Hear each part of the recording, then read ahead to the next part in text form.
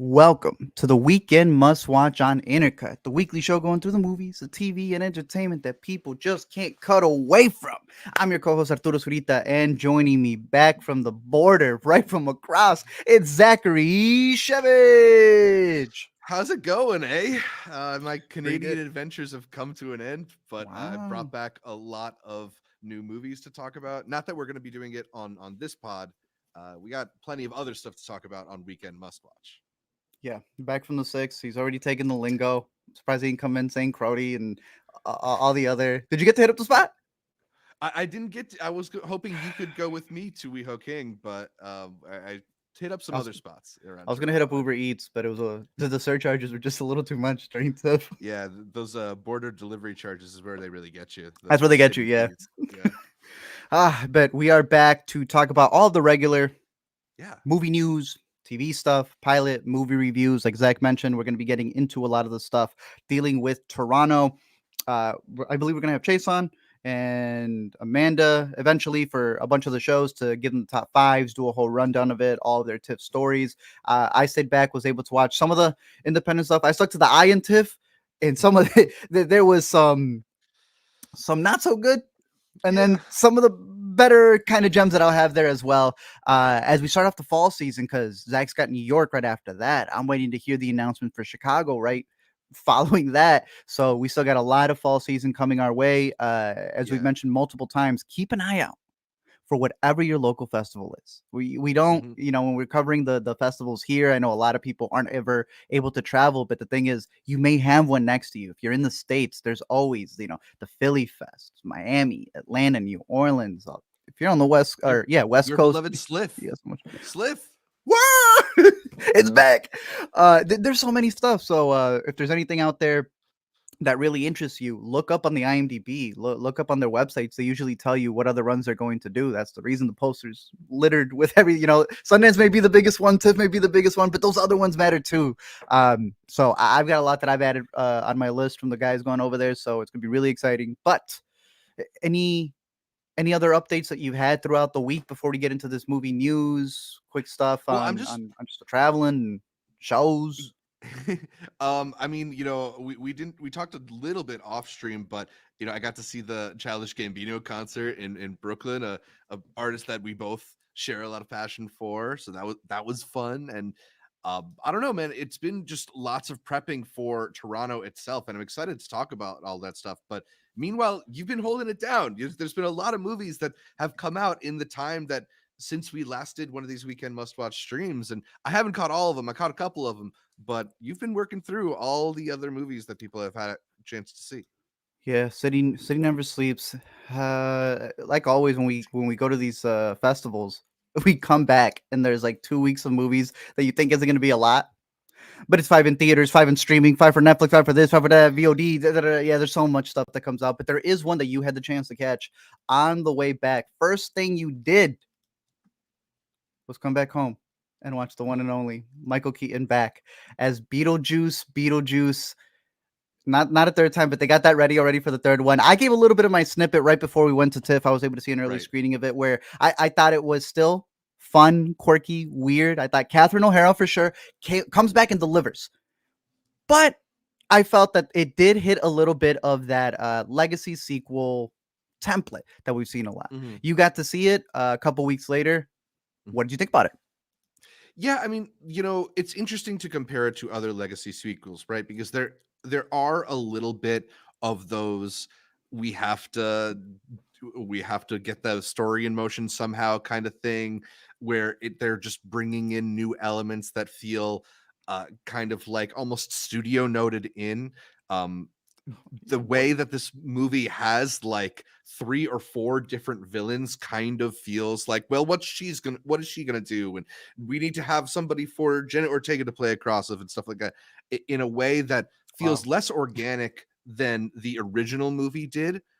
But aside from some of those elements, I thought that this stood apart from a lot of those legacy sequels because I didn't find this to be like a lazy recreation in any sense. I thought all the detail that went into like the production design elements, all the little gags, all the kind of like slightly vulgar, slightly crass humor it all just sort of gave it a lot of like verve that I didn't necessarily expect when I Mhm. first watched the trailer. Yeah. I don't know. I had a pretty good time with Beetlejuice. I think that it's in many ways it's a return to the things that made Tim Burton the kind of iconic figure that he is. I feel like Yeah. I've been on a bit of a cold streak with many of his movies, but the way that this film has like a playful correspondence, I guess, with like the darkness, right? It's not fully it's not fully sardonic or cynical or anything like that, but it just has this sort of like kind of fun, jokey edge that feels like, for somebody who's maybe like a young person, it feels dark enough that you feel like you're doing something a little bit naughty, but it's all kind of in good fun. I thought it was a really good time. Would you rate it higher than what I gave it? No, that's kind of where I'm at. Is 3.5, maybe like on the edge of a 3 star. Like it's definitely it's inferior to the original in just about every way. I guess, But and that's where I mean the legacy sequel side, but yeah. But, yeah, and, like, I didn't find it to be quite so cash grabby as I found a lot of legacy sequels to be. I thought that they, there you can feel the effort, you can feel that there's some creativity. I love Mhm. all the, I ended up loving all the bits when they would have, I guess lip synced elements, whether that's like dubbing in other languages or some of the, musical elements that come in. All was really fun to me, and just like the way that this film has all these practical elements, whether it's the Mhm. creature design or the bit of blood and gore and stuff like that, it all just felt sort of like playful in a way that I often don't find these films to be considered. Yeah, I thought the production design is really where it stands out, because it's able to homage a lot of the stuff that got him the Oscar the first time around. Hmm. I think that's the beauty to it. I think we're so used to so much CGI and the like that when you get something like that is actually practical, where they're using puppets, where the bobs, bro, those little, Right, beetle the minions, Bobs. they're so funny to watch. They're so Hmm. goofy, just the idea of what they represent to Tim Burton and it being like working at a mundane job, all those disses to Disney that he does subliminally as well. Right. You see a guy who's having like a good time for the first time. He's so gloomy that he's made an entire career out of that, like you mentioned. But this actually felt like he had something to say, and I think there's a lot of meta commentary that he Hmm. has in this movie, from being chased by an ex-lover who he's no longer with, being stuck with someone who gave him a lot of roles, and like I said, previous things like doing Dumbo and that whole slump I want to say that he had in the 2010s with Yeah, Alice in Wonderland, where he was like really cashing in on that style that we grew on up his with. aesthetic. Yeah. Yeah, that whole mood, like you have the character of Lydia that I felt was way too different from the first movie. And I don't think it made sense for Yeah. her character, but seeing it from his point of view and him thinking that he's Lydia, yeah, it makes a lot of sense. She's haunted by the ghosts that she sees that she cannot leave because she's got to profit on those ghosts and the gloominess of her show. It's like, okay, Mhm. yeah, I see you're venting here, man.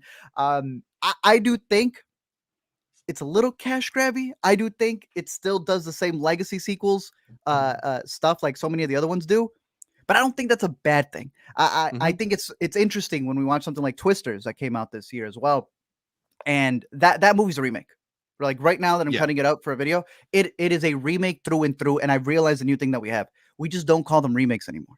That was not selling with test groups. So just get a Mhm. completely new audience, but do every same beat from the close Philip Seymour Hoffman war to the lines to literal shots. Legacy sequels are the new remakes. This is Yeah. the exact same thing. It's beat for beat. We got to go find the guy with the 3 names. We got to get over to the afterlife, find the book. We made a contract for marriage. My man's going to do the same. Am I scary? No. How about if I do this? There is a lot of the same beats that it follows. And I don't think that's a bad thing. I think it's all about people finding what that reskin is that they like so that they could see those legacy template points work for them. And here it was Mhm. Tim Burton being able to recreate e enough magic from the first one. You're never gonna Right. recreate the same magic. But like you said, from Yeah. production design to O'Hara, he did a fun job with it.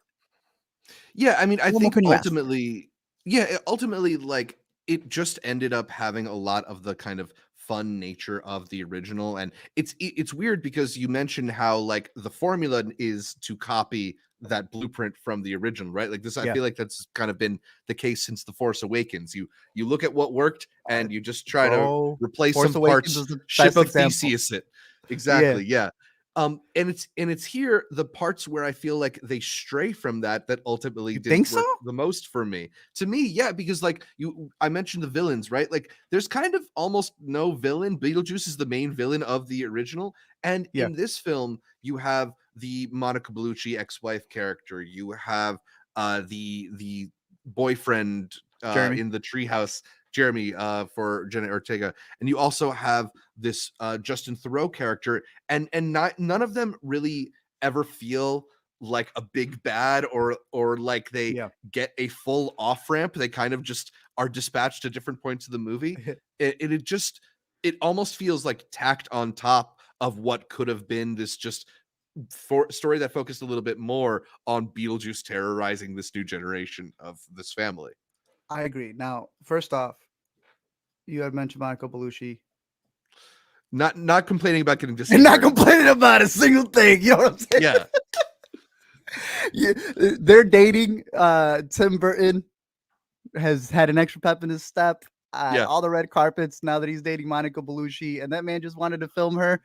And you know what, sir, you are an auteur. You do what you need to do. Could they have added a little bit more to her character? For sure, but he had her Yeah. as a soul-sucking demon, and he let you know exactly what he thought of her. Man said she was typecast as well. But you're right. You know, she just adds one element of something peering in the background to just come in, save the day, technically save the Yeah. plot. Sometimes to keep moving it forward. You had mentioned the kid Jeremy, who I thought was pretty decent. They're really trying to push this kid as like next up because as you can see there, he got a whopping nothing. But I thought he was okay. He was fine for what he was supposed to be. Yeah. Did you follow the story right away? Because I he says a couple lines at the beginning, and I'm like, oh, I see where this is going. I see where this is going, and Yeah, I mean, they very suspiciously don't show you the parents' faces at first, which is kind of a bit of a red flag. yeah, like some Cartoon Network type style. But you were mentioning Justin Thoreau, and bro, we got to talk about this. He plays these characters a little a little too well. I don't know what it is with this man. It's one of those performances where we talk about like Red Rocket, and that's what leagues above better. But a performance Yeah. that's almost too good at being despicable that you're like, damn, I gotta hand it to you, but at the same time, I gotta get you to step away from me. He plays Mhm. it so well, and he's too much of the movie. Like, he has chunks of this movie just dedicated to him, of being this codependent producer slash wanting to be, Winona's, partner in order to be able Yeah. to be one with her, to ride her coattails, and, you know it's bad when our main character is haunted by a demon, and she making deals with the demon to go against this guy. Exactly, right? Like he's just a bit like so transparently shitty that I don't know. Like I found It's if there good, is though, another like, thing to it's bad. like he's so good at it. But if there's another thing to complain about the movie is that like it wasn't that surprising in a lot of stages, right? Like Yeah. there's a lot of like waiting for the thing that you know is going to happen to happen. Exactly. Mhm. But, overall, I had a good time, especially whenever Catherine O'Hara was on screen. I felt Yeah. like she was still her character through and through.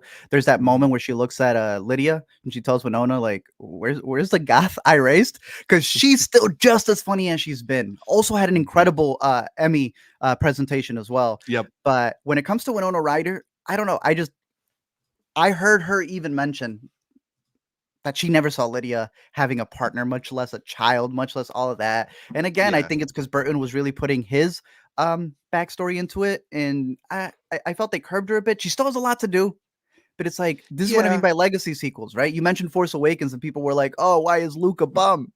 Indiana Jones a bum?" Bro, they have a line where they straight up call her a weak woman in this movie, and I was like, Mhm. I get Tim Burton's venting through it, but Lydia was an icon, bro. I wanted Lydia to go full Heather on some people in here, and they got her in a monotone state for the most part. I don't know how you felt about her. Yeah, no, does feel a bit like they didn't exactly know what to do with her character, and maybe it is a bit too much of Tim Burton trying to like inject himself or his experiences into it, but it does feel like I'm not somebody who finds like the idea of certain characters so precious that you can't change them a little bit, but Mhm. it doesn't feel like they necessarily even had a very clear idea for Yeah. Lydia. Because you just saw the first one for the first time, and you know Yes. a big part of that movie is a couple who can't have kids and a girl who's Mhm. been wanting a couple of parents. And what do they do with that? To offer another, what would you call it? IP joke Mhm. in order to dismiss certain actors from the first one. Uh, Which I thought was actually kind of clever, I It gotta was, yeah, say. Like, and that's what pissed me off, bro. It made me laugh. I was like, no, like, come on, bro. We've been mad at other movies for doing that. You delivered it very well. yeah, yeah. Like I But think damn, if you're bro. gonna replace an actor, you could do it that way, and I would not mind so much. A Look, little bit of there a was also, obvious animation. yeah, that actor as well. I wasn't even speaking of that. I was talking about Oh. I was talking about Gina Davis and Oh, yeah, Alec Baldwin. that's where I was talking about. I agree with you Right. completely on the other one. Let's wrap that one for sure. Some people have said they didn't like him on Tombstone. That it's still his likeness on the Tombstone. What do you think about that? Yeah, I mean, You're it's speaking for the people. Go. I mean, I'm just curious about like, does this like is he did he have to lend them his likeness or anything like that? Hey, because he's still But alive. yeah, but I mean, I think there's almost like a clear distaste for the man in the way they've handled this character, which just kind of I don't know. I enjoyed it Yeah. watching it. I'm sure I can like intellectualize myself out of it, but I can't lie. I laughed. Like I figured I knew what had happened to that man, what he did. Right. So when they cut to it and automatically it's an animated sequence and they just keep doubling down on it. It's kind of in the trailer that his character is dead. But they don't want to show him. And then when he appears, he's half a body, no head. They got a voice actor gurgling his mouth. I was like, bro, it's like they saw what happened with Alien Romulus, and they're like, how can we do the complete opposite? No head, no voice. We're going the opposite route so that we have no connection to that man whatsoever. And it was funny. You could It's just funny. tell, even if you don't know, this man did something to not come back that they're Yeah. treating him that way. Tim Burton even said that the way that he dies in the movie is actually based off of his worst fear. That it would be like an accident within an accident within an accident. I was like, guess you bestowed it on the right guy then. But no, how'd you feel about some other characters like Gina Davis and Baldwin not coming back? Because that's where I meant that it was funny to Right. use a loophole. But it's like we've seen that happen in other that's where I meant. We've seen that in other movies where they're like, "Oh, we're just not gonna address it." And I was like, "That was, like, central to the character." Yeah, I don't know. I mean, on the one hand, like it is just sort of like hand waving him away and I you get like I guess a continuity problem there. But on the You other get an hand, emotional problem. right. Those were I parents. I f- I just sort of feel like I don't want these legacy sequels to be like overly concerned with the old characters in a way, and I just feel like creatively like they can do more by moving forward. So it's not a huge sacrifice to me, if to honestly. So they I did moved expect forward them to by show up, but exactly. But they moved forward by having Jenna Ortega just play Lydia Jr. What'd you think about that? yeah. I mean, look, if you're gonna cast somebody as a moody goth, Jenna Ortega's probably like our leading young actress to inhabit it. She again like didn't have like necessarily a whole lot to do, and it's kind of funny to like cast this character as a non-believer given who Lydia is. Like, I feel like at some point you'd come around, but I don't Yeah. know. She's charming. I enjoy her in movies. Like, I think Finest that kind. And yeah. Like I think she didn't necessarily have like the splashiest role here, but she was enjoyable enough. yeah. You think it's in her contract? She got to do some dance for Tim Burton Wednesday. This like poor girl, bro. I think it's going to be in her contract soon that she won't do it, given how she's reacted to that in the past. Yeah, make Jenna smile again. And then finally, Michael Keaton. I always forget how little screen time he had in the first one. He comes Mhm. in here, double the name on the title, but not double the screen time. He a He still fires on all cylinders, even if it is different from the first. And I had pinpointed it. I was like, "There's something a little different here." I knew that in the first one, he improvised a lot. Mhm. I had found out he had a stand-up career. I don't know if you knew that. I've been trying to Yeah. find a stand-up, bro. That's he's so badass. You can tell he didn't get to improv here as much. But you had mentioned a black and white Italian thing that they cut to. That gets Mhm. me, bro. How is it? Y'all wondering who tied the Jews down?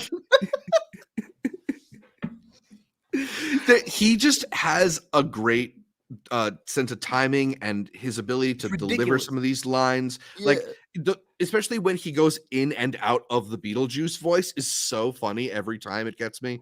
Yeah. It's a really excellent performance. He's so good at it. Yeah, no, he's fantastic. They do leave it up with a really weird ending.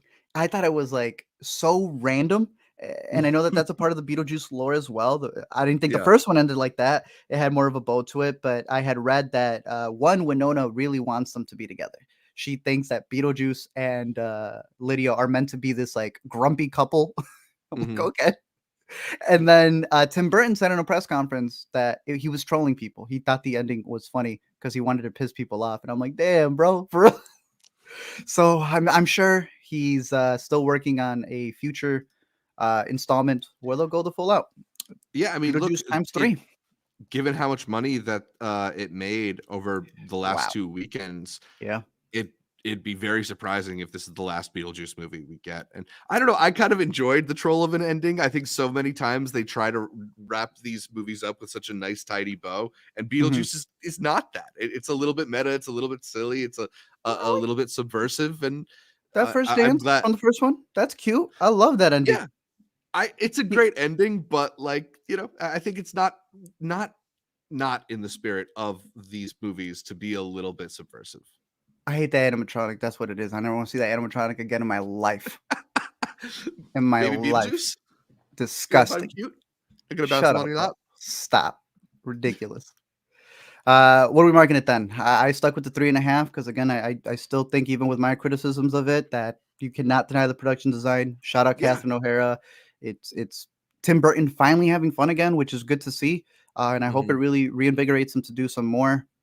I'm plugging the 3.5 in. You've got I'm also gonna go with 3.5. I feel like that's more than all right. fair for Beetlejuice. So So the math we'll goes do 2 stars. yeah, no, we'll give it 3.5 on the Intercut letterboxed account where The we are also assembling our usual weekend must watch Let's lists. So if list you want to follow along the with inner every movie cutter, that we mentioned, the inner cutter meter. There we go. the Intercut meter. I like that actually. All right, we got this next one. You already got it booted up right there, bro. An incredible, incredible movie called Rebel Ridge that should have Yes. been played in theaters. But you Can't know believe what? it wasn't. I don't know how it's not, dude. It is the newest one from Jeremy Saunier, who honestly I went back because we had talked about Blue Ruin for our 2014 bracket. That's up now. You can Hmm. go check that out. I think Green Room is one that has just really lasted in terms of like what it's about. I've traveled Hmm. through that area of Green Room. Woo! That part of the country is scary. But it is just really aged well in my opinion. And hearing him talk about this movie was also really cool. Even years later to find out so much stuff that he put in there. So coming into Rebel Ridge, I was really excited because Aaron Pierre, a lot of people see this as a star making role, and it is because it's him leading. We know him as mid-sized sedan. No one sees fall, but we really liked them. I think you saw Brother as well. I thought he was fantastic in that, but that's an indie movie. I can recognize that. We also really liked him in the Underground Railroad, but that's also a TV series that we also complained Prime didn't really push out. Hmm. Rebel Ridge, where everyone has a Netflix account premiering on there, is definitely something that's putting him on the radar for a lot of people, and rightfully so, bro. Just Yeah. quickly, they had said John Boyega was doing this, and I have nothing against John Boyega. I think John Boyega would have been good. But sorry, man. Aaron Pierre just stands there and commands the screen. I thought the first half of this movie, oh my, I thought it was gearing up to be a 5-star movie. Hmm. That was a good end. Yeah. What'd you think of it? Yeah, a lot of what you mentioned. Let's just start with the John Boyega thing first, because I do think you can look at this movie, and I think it would have been a great part for Boyega. I think ultimately, though, it would have been a different character, one that is a little bit more focused on his attitude. Boyega is great at like delivering a anger laced line, and I Mhm. think a lot of it would have come down more to like how he handles the dialogue. But there's something about the way that Aaron Pierre just sort of holds himself, the way he can hold the screen. He's a physical presence in a way that I've never really gotten from John Boyega, that makes this different and puts this in like the territory of those like classic new sheriff in town movies, like The Walking Like Western, Talls, and yeah. even like your Roadhouses and stuff like that. Like it he just really fits that mold so well. And you talk about the first half of this movie being a phenomenal 5 star. I think the first 45 minutes may Mhm. have been the most locked into a movie I've been all year. There's Ridiculous, like yeah. not a false note hit. It wastes no time. Yep. Within 2 minutes, 2 seconds, even you're just like fully into this story, and just the mounting obstacles of this situation. Saulnier does just a masterful job of starting you at a very tense situation and only mounting things on top of it for about 45 minutes. There is a lot beyond that 45 minutes that is still, very compelling and very interesting Yeah. in just the way that it sort of plays out the situation around the idea of civil forfeiture, because the sort of Civil inciting forfeiture. incident, yeah, the classic Right? cinematic idea, right? And it um had me. I was like, "Damn, keep yeah, going." like yeah, damn, civil forfeiture, right? But like, it's all around this incident of these cops claiming this cash that he has on him, right? And Yeah. the ways that spills out to reflect the situation of these small town cops, and the tough position that he's in with this ticking clock involving his cousin who needs to make bail, and it just it's such a fully realized world that Mhm. feels so like tangible, and in our own reality. I think it's just masterfully done. Saulnier is so great at making these like almost like rural thrillers that are Mhm. kind of small town badass, and really really gritty and real. um it probably ends up being a bit overlong. They end up having all these like plot threads to resolve, and miscues, and sort of like plans that get foiled, and it loses the tightness that it has in the beginning. But I Agreed. still think the whole thing is riveting. It's really cool action, particularly the way that they have Aaron Pierre's character sort of maintain this kind of like Soft uh spoken. yeah, the calm, cool collectedness, but also the way that he doesn't sort of turn into this like bloodlusty hero, right? Like he Mhm. manages to navigate these intense situations without like killing a lot of people or even incapacitating that many people. He always knows how to kind of just like de-escalate and disarm, and it ends up being a really cool kind of like uh methodology for an action hero, right? Because we especially recently, I feel like we're so much more used to Denzel Washington in The Equalizer just vanquishing dudes. But Yeah. Well, it's he a fits bit that here different too. when he does too, but like he's also doing a lot of like non-lethal or less lethal Yeah. rounds. And I thought that was a very interesting part. They get into the backstory of like when you have a military person, did they serve overseas or not?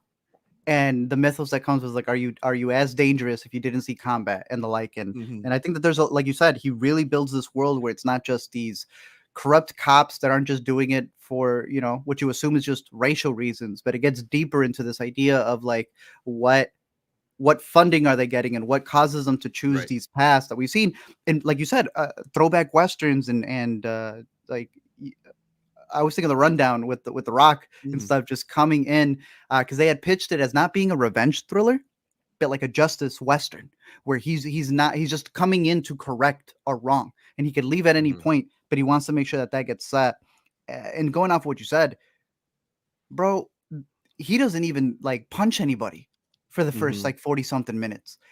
You have this man's presence looking like he can beat up every single cop if he wanted to, but he speaks it out. And I love the idea that Jeremy approaches the dialogue like action in and of itself.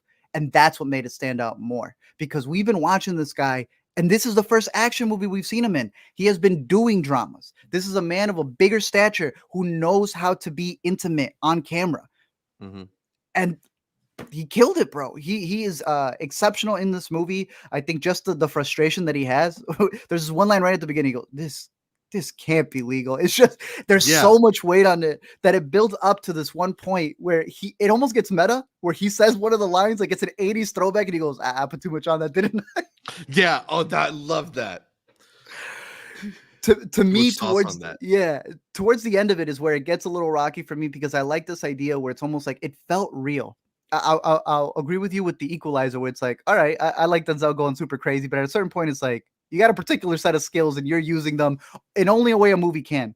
This Mhm. felt like a dude who's doing everything in the legal system to get through it the way it would happen. Like it's not, it's Mhm. gonna end up bloody, but this is how like things would occur. He would come here, here, here, here, do that, try to beat the clock, like you were saying.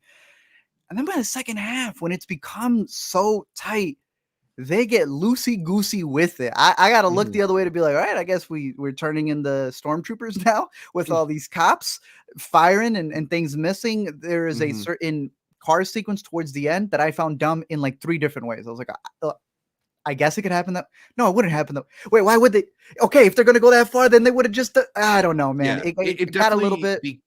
It definitely becomes movie logic towards the end, Yeah, but like in a way that I still felt like it's not like it takes a sudden departure. You know what I mean? Like right. it doesn't go into like Looney Tunes. It just becomes a little bit like No. it only really makes sense because it's a movie.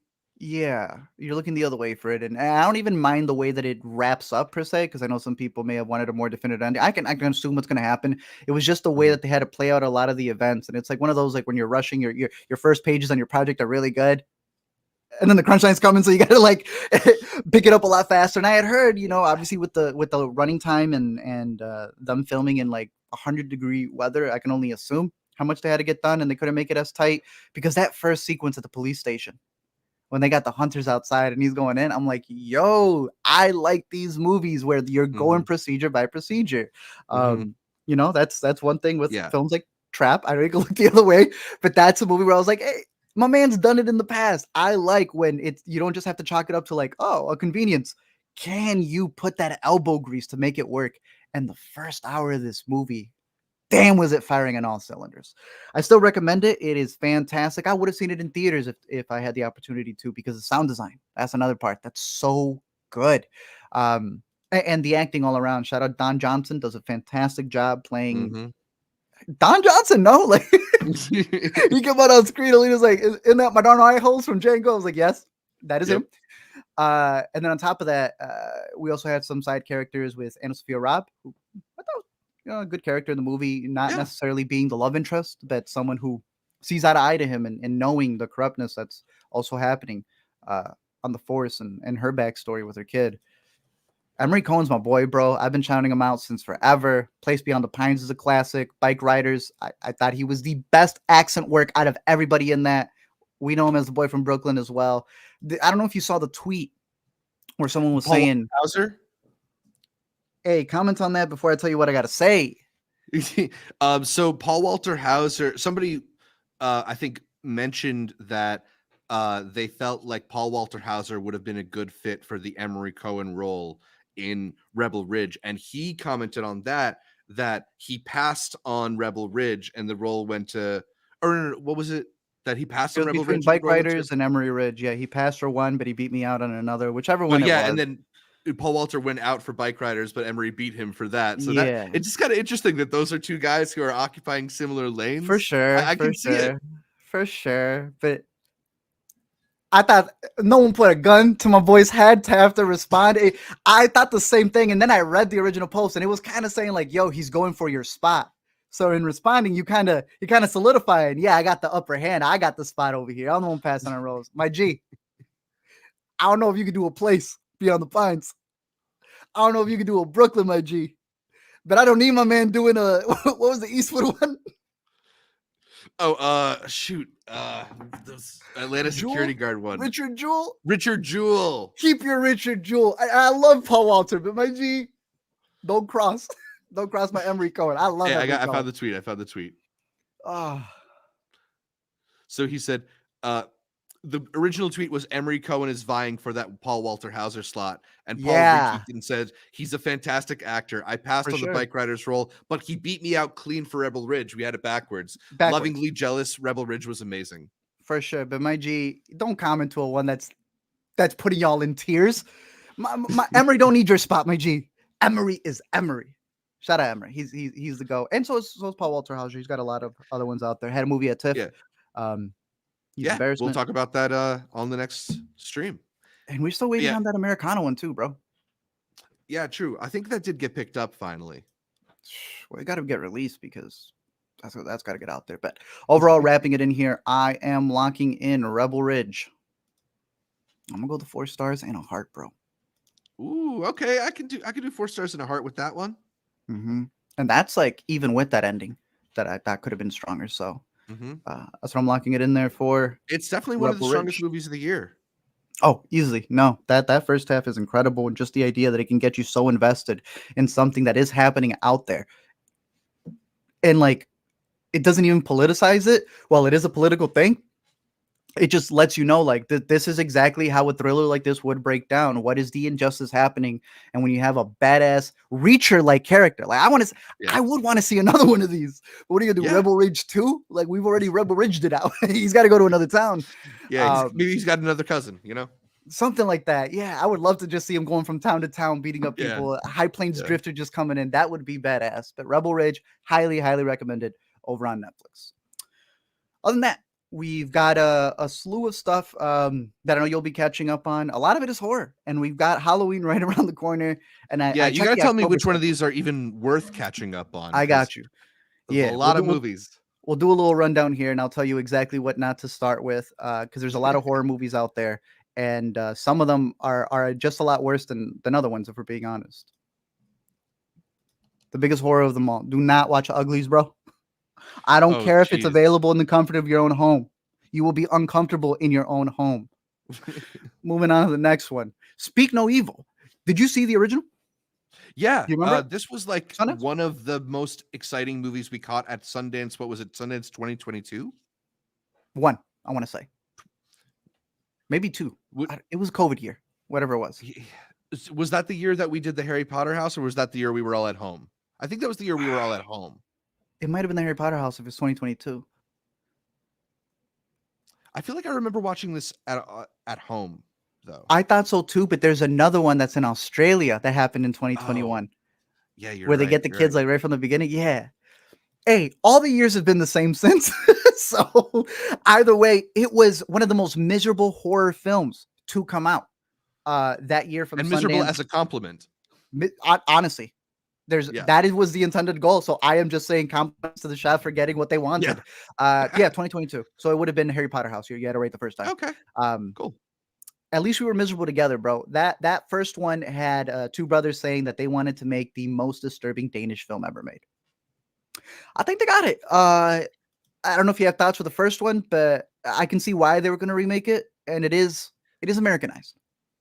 Yeah. I thought the first one was like very disturbing in a really effective way, and just has like a riveting ending for sure. So I kind of had no idea how they would be able to remake this without it just feeling exactly the same.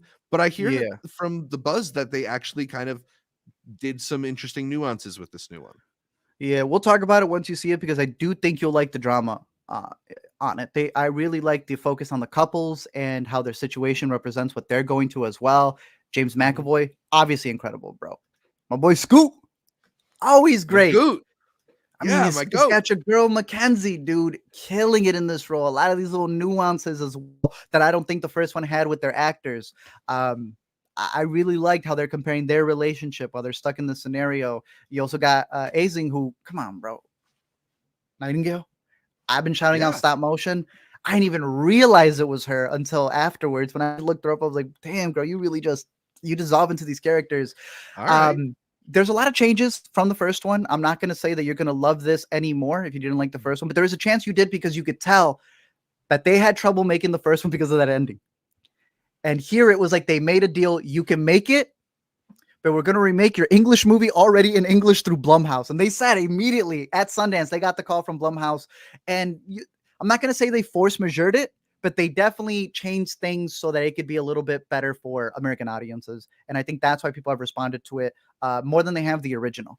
And I thought it was decent. So I'm curious your thoughts on it. We'll talk about it more, especially with how it changes some stuff. But James McAvoy gets the underrated title.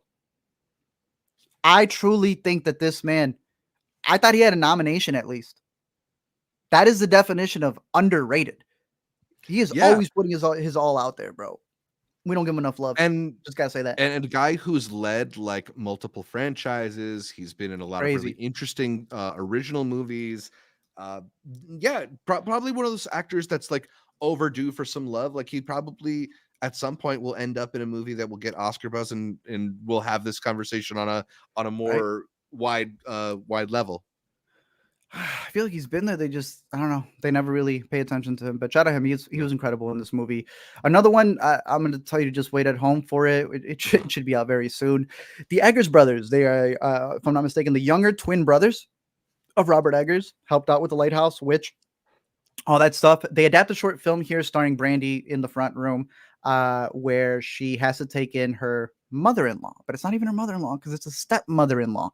And it's got a lot of racist undertones. It's got a lot of horror undertones, but really it's supposed to be the story of what happens when you bring in an older person into the house.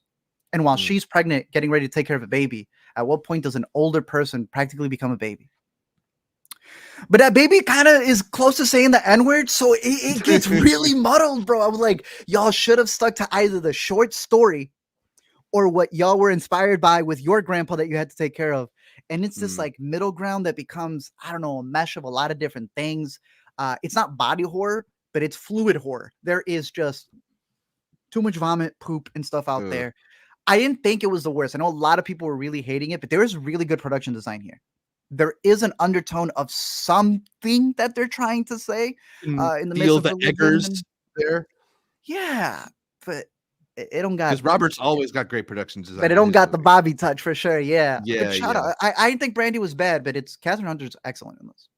Like, it's not a great shout movie. Out Catherine Hunter, but she's stupid good, bro. Like she just no, she's great in there. So I mean, we'll talk about this one. She's not gonna do a bad role. Yeah, Tragedy Macbeth, Poor Things. I saw people not liking it, but they kept quoting stuff that she says because she's just that good. The next one I would also say give it a watch now that it's out on VOD is Skincare. Sorry, one last question about the front room. Do you feel like there's a comparison there between that and Deliverance, or are they pretty separate movies? There is, because as soon as it ended, the group that was in front of us was like, "Have you seen Deliverance?" They thought that was scarier, which I don't know. I should tell you maybe something about that audience, but no, it's definitely a good double feature between those two. Deliverance is more enjoyable, even though it's worse. And this is a better made movie, but not as enjoyable. But not as fun.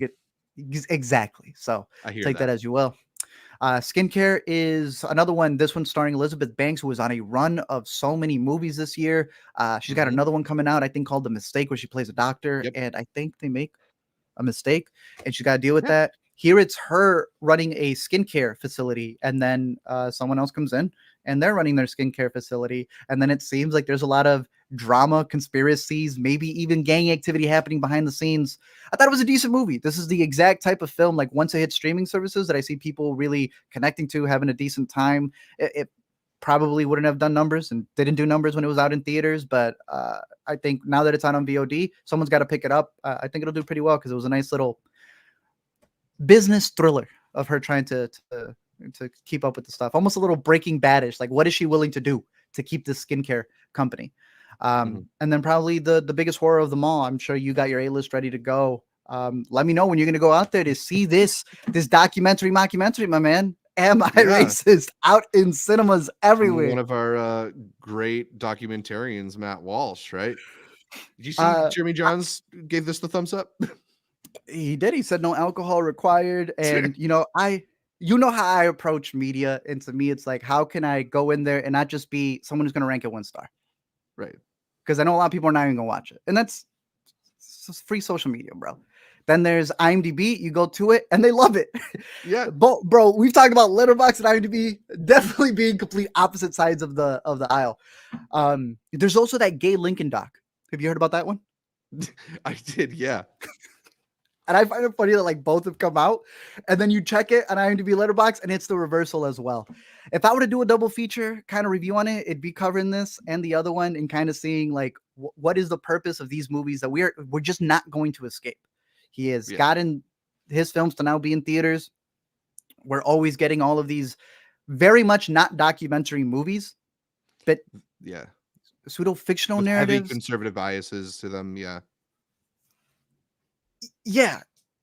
Just in terms of these films being out there in theaters and them obviously having an audience for people that are go through, I think the worst thing that can happen is you just fall into exactly what they want you to be, which is to just ignore it when they're telling you you're ignoring a topic. I don't think it's bad to go head in and review it for the mockumentary that it's supposed to be. He's got jokes in there making individuals who I know people don't like from any aisle because they are grifters, but he's got to be, this asshole's got to be the only one out there covering these people. And because of that, you embolden him to think that what he's making is more of an art piece than it really is. When he came out and said that his was better than Borat, I was like, my G, bro, why you lying? It's like, Borat went at the working class. I'm like, my G, you literally have a segment where you take money from people. And I can acknowledge he is calling out some horrendous people in this, bro. I don't know if you've read these people's books. I know all these people. I do not agree with this lady at all. And I know a lot of liberal people don't either, but they don't want to call her out. So you're left with this dude being the one who people don't want to hear from doing it. There's that dinner scene that came out. Horrendous ladies. There's another person who was charging $15K. He's paying so much money. But the problem with like a Jeremy Jahns review where people think that's unbiased is that he didn't review the movie. This man goes out there, and I have no problem him covering it. But he goes, I like it, the ideas. Okay, what about the ideas, though? At least talk about it. I have no problem with this man calling out grifters. But when you're not going to talk about anybody else that's out there because it doesn't fit your narrative, my G, you were exactly the thing you're talking about, bro. Exactly. I am not censoring you because I went to go see the movie. I went to go see what he had to say, and he ignores a lot of stuff. There's a montage he does from one woman who was getting into points about redlining. He's like, let me just skip right over this. Why, bro? I know you went to a bar to go talk about how some MAGA people aren't racist. Hey, I know I'm not going to fit your narrative. I agree with you. Not every MAGA person is this thing that people go out there and say that they are. They just are living their lives. They have their skewed views of whatever it is. But why are you ignoring everything else, bro? Nothing is funnier than seeing this man want to make a movie to say, hey, not all white people are racist, and then go interview every white person to prove white people are racist, bro. What are you doing, bro? So they're insidious enough to have gone into these liberal circles, right? I don't know. I don't disagree with you. I've seen it. I've seen it firsthand. So you're going to tell me they're not conservative, bro? Why? Like, it's one of those things where I've realized when people talk about like the Me Too movement, and there'll be like a case where it's like, you know, is this person innocent? And when that person is only ever defending men, and you've never heard them by accident talk about a case where an innocent young woman has gotten it, it makes you think, yo, there's a narrative here, right? Right. This is unbalanced. I think you would make a stronger point if you were not scared in also covering the parts of it where there has been problems. But that's not going to get you paid. So you're making a documentary, right? Calling out these people who are grifters, only making content in one way. Bro, go to your channel. You don't cover anything unless you can get mad at it either. You need them just as much, because if what you wanted in this documentary got fixed, you wouldn't have a channel. He got one real funny Moana paradox in there where this lady is charging him $15K to talk about how her daughter is only watching white princesses. He's like, well, my daughter's watching Moana. Can she dress like Moana? Oh, no, that's appropriate. So she can't be the white princess, but she can't be Moana. That's where he's excelling. But he's failing on the idea that, bro, you're making the exact propaganda from the other side. I want to go see it with one individual in the crowd. My man thought he was at a Marvel movie. He had the combo price bucket of popcorn. He had Sour Patch Kids, everything. It wasn't until I chuckled 45 minutes into it that he felt free, bro. He was so uptight the entire movie. He was just waiting for me to give him the go. I ruined his safe space. I'm always gonna be honest. Obviously, he's got this deadpan humor to it. He likes dressing up as a liberal, which I think is. Ain't it funny? He got his own version of drag, bro. He does the ponytail. He does his like whole suit up bit. I don't know. I I'm one to look at content creators who aren't necessarily there to do anything but also have a specific agenda while they're fighting other people's agendas. And I'm like, if you guys can only hear each other, you guys are describing each other the exact same way. And I think it puts us into that ground where he'll cover the crappy sides of this side. They cover the crappy sides of this side, and they both look the other way. It's this idea that no one's really hunkering down on a side because they like it. They just really don't like the other side. Right. That's not art to me. But this was out there getting a lot of records. Like I said, is it going to answer anybody's questions? No, because the people who will hate it, and the people who will love it. And it doesn't answer anything at the end because you're not willing to get into the heart of the issue. Be honest a little bit. Be honest. And that's the thing with these movies, right? Is that, as you were sort of saying at the beginning, is they really are fulfilling a need or a want from the market, but it is not necessarily a coming from a perspective that is interested in seeing the full picture. Because you mentioned all these issues that you have with the movie. The average person who saw this film didn't have those issues. Am I Racist getting the rare A cinema score? But describe what that is, though, because people don't get that. Because cinema score is a poll of audience members after seeing the film, so it is like a self-selecting bias. It's people who've already made the decision to go see the movie. The people who are most against Matt Walsh and the grifty. Why would they pay, right? Transphobic and racist things that he does. They're not going to pay and see the movie. The people who are already aligned with that type of viewpoint. So, it would make sense that cinema score of all places is the place where this is getting, the rave reviews that they desire. And that's my point. If he had anything to really say, why are you just preaching it to the choir? Like, that's what you're making fun of them doing for these courses that I agree are lame. Someone got canceled this week, bro, for trying to make fun of Guillermo. Did you see that? Being a little too big when that print a little too big. That's a person.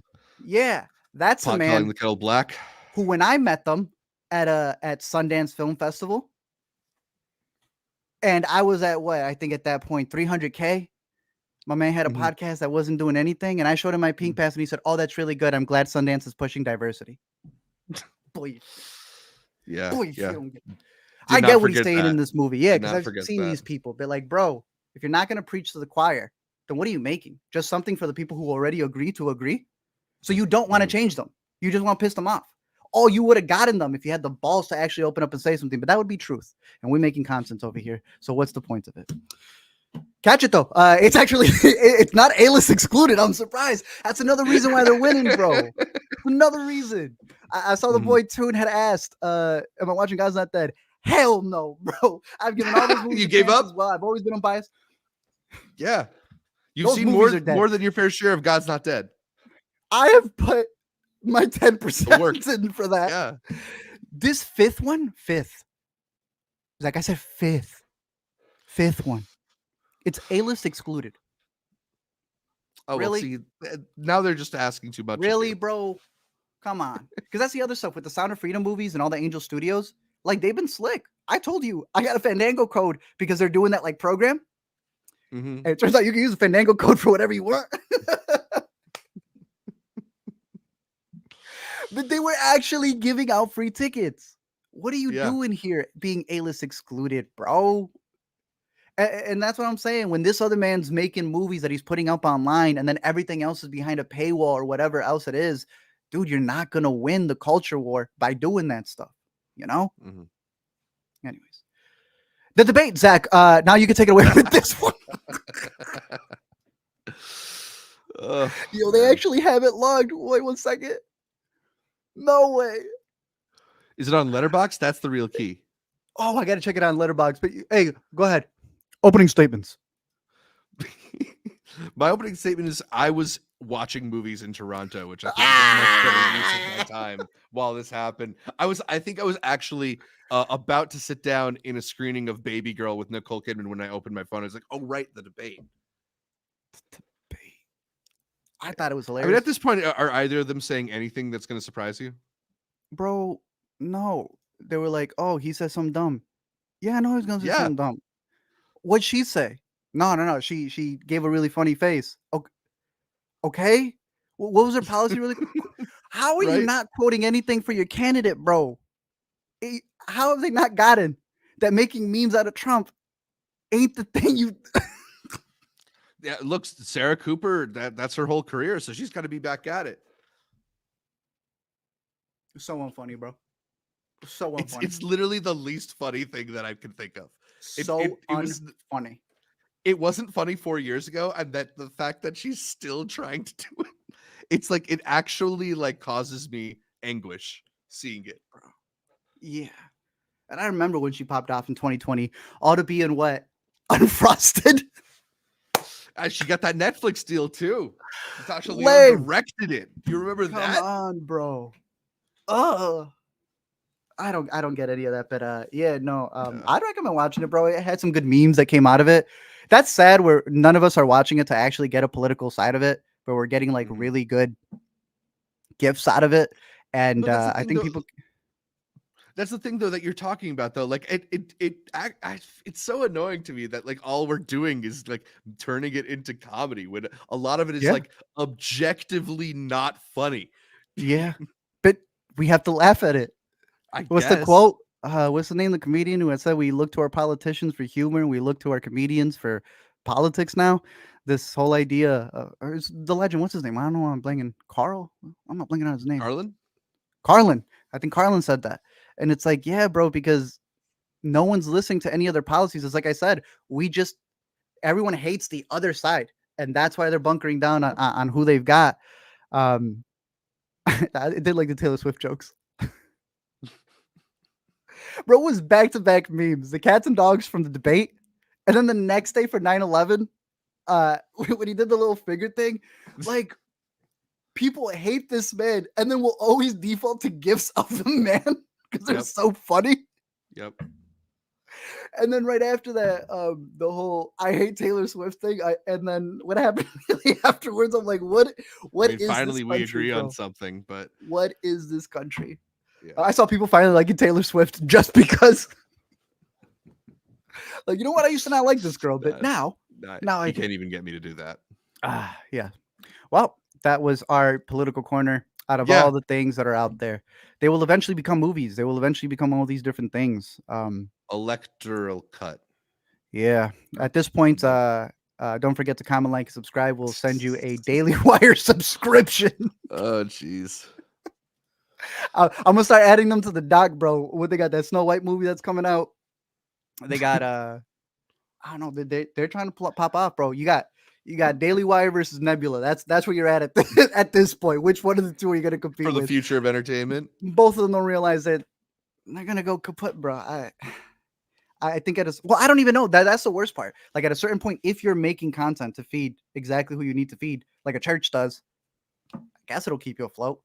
But bring us the movies, bro, because now they're in theaters taking up spots. One I'll end it on a decent one called The Money Game. A Oh, very controversial subject on whether college players should be paid. And after everything we've talked about, easy breezy right here. This is fascinating, dude. So it specifically covers LSU. It's over on Prime. I recommend this one. And it's about NIL. You know what that means? it's one of the college divisions. It's name, image, and likeness. So that means Okay, that okay. college athletes, as I'm pretty sure you know, have never been paid because they're students. But them coaches making 10 mil. The tickets that they're charging, all these different things, the endorsements everywhere where they put them, all of that is making money for these people, right? And in that, athletes have been really broke and they've been able to go wherever they need them to. And if any college ever tries to fund them, that's embezzling to a degree. And they've always just had to go on the coattails of hoping to get drafted professionally. This covers Angel Reese in basketball. It's covering football stars, gymnasts, track stars, all these different things. And the idea of how in 2021, for the first time, they have allowed college players to make their own money. There's this really great anecdote of one of the gymnasts, if I'm not mistaken, maybe the track star, who had more followers on Instagram and TikTok than some of the other students, but she couldn't get a deal because that would get her kicked out because she was an athletic student, while a bookworm over there was, getting sponsors from whoever it was. NIL getting passed was the big thing that has allowed all of these people to become influencers, stars. The big debate, as the docuseries covers, is the good and the bad. Do they finally have a source to make income, or are they ruining the game in it being all for money? Now it's a money game. Are what I was telling you about embezzling between schools, do they now have a loophole to get in there and pretend like they're sponsoring them when in reality it's this, illegal loophole that they're not able to cover? I thought it was a really good documentary that had some really good subject heads, is showcasing what's happening right now, where the moment they pass that law, there are so many players that have not capitalized on it either. So it's like an open market. So what I'm saying is, if you remember in The Office when Jim decides to leave with what's his name in order to become sports agents, we are starting Intercut Sports, and I think that we will be able to pick up. We're creating an MCN for a lot of the college players out there because it is an open market. A lot of these players have not been picked up. People are taking $100 deals, bro. $100 deals. What are we doing here? I think Intercut's gotten offered more than that. Yeah, for sure. Do you hear about with the recent NCAA college football game what they're getting paid? So they get $600 and a copy of the game for agreeing to let their likeness be featured. I mean, look, if you're like a third string left guard for Iowa, that's not a bad deal. With the tape, yeah, for sure. The tape of 4K? Let's go. Yeah. But if you're the starter, they're all getting even.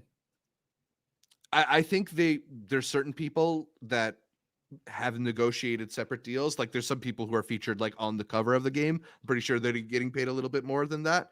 But like Arch Manning, who is like one of the big college football quarterbacks this year, the nephew of Eli and Peyton, he's not in the game because he didn't accept their deal. Yeah. So, I think I'm going to listen to the guy who gets advice from the Manning brothers. Right. Yeah. And you know what? Watch this documentary, because one of the big things was a player, I think in the 90s or 2000s, who's caught himself and his likeness in the video game. And that's when it really started catapulting. And I like the idea that all those players didn't make it pro because they didn't have the sustainability when they were struggling just playing these sports. Couldn't even make it pro because of all the pressure. But they didn't stop fighting for it so that the new players, they're out of luck now, but they fought to get that law passed for these new players. And it's fresh, bro. It's 2-something years. It's crazy. And it's going to change the sport, has changed the sport for the better, for the worse. Look, I agree with the right and the wrong that comes with it, but I am completely for it. Name, image, and likeness, that's yours. That's yours, bro. Right. Yeah. So catch this when it's over on Prime. Pretty good. All of it is out. 6 episodes. Sounds very interesting. Let's get into the 2024 Emmys that just showcased itself last night. They had the father-son hosting duo of, how do you say the last name, bro? Because they even said it. They made that a joke yesterday, so I'll make sure I don't get it wrong. Yeah, so I always pronounce it Levy, but they said it's Levy. I think they said it was Levy. Maybe I'm getting it backwards now. Come on, bro. I'm not gonna know. Right? Yeah. Eugene and Dan, the Schitt's Creek boys, let's just call them that. They came out. They had some funny stuff. They had a couple of good jokes that I thought worked in terms of like fatherhood, and I was very proud to be your father on Schitt's Creek. Yep. Yeah, they made fun of the bear and saying, people think we're going to make jokes about them, but in honor of the bear, we won't make any jokes. Yeah. Going to the comedy side of it, I thought there was a lot of really good nominees this time around, in where, especially when it comes to shows that are ending or really amping themselves up, Abbott was just as funny as it's been, but I don't think it really got any awards. But what's his name, dude? Tyler? Jacked, bro. I ain't got a picture. Yeah, Tyler James Williams from Abbott. Ooh, I got to pull up a picture, bro. But talk about some of the other ones over there, like Curb Your Enthusiasm ending, and that being Uh, honestly one of the its best final season. farewells. Yeah. Yeah.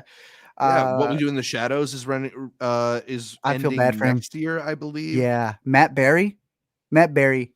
Ooh, that man was sick losing to a dramatic performance, which I'm going to go down as we go down the list. But just the Yeah. idea that, and shout out Reservation Dogs as well. A man went out there to make a statement, which a lot of people did not know about. Like, bro, that is a massive issue that he's covering over there as well. Mhm. And not to show that I thought it was cut short. Turns out that they literally only maximized 3 seasons out of it. But I'm glad that he got some Yeah. recognition there. But the fact that the Bear, we'll get into the controversy of comedy now is a fraud.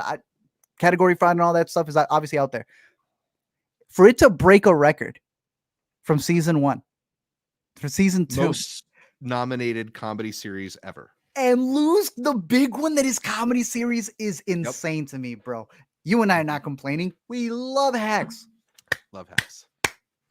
It also won for writing. It also won for Gene Smart. Gene Smart. Yeah, I'm a blanking over here.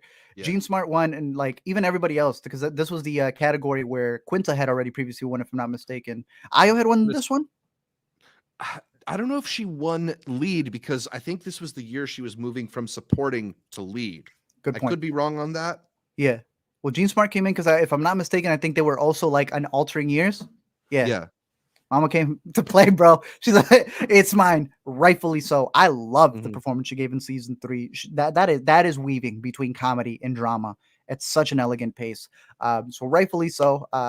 Her getting that award, them getting writing. The trio that got the writing award. I know you know them. I think 2 of them are married.